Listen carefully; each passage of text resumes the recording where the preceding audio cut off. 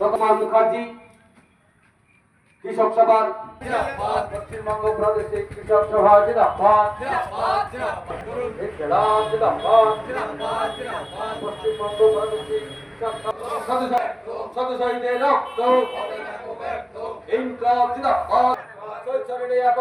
Ramakrishna IVF centre, মা হওয়ার স্বপ্ন পূরণ।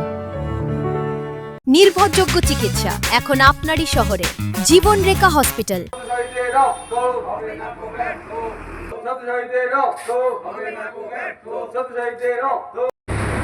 90তম প্রতিষ্ঠা দিবস সারা ভারত কৃষক সভার।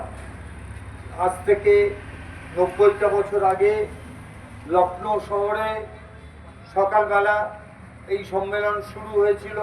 সারাদিন চলার পরে তার নাম ঠিক হয় সারা ভারত কৃষক সভা।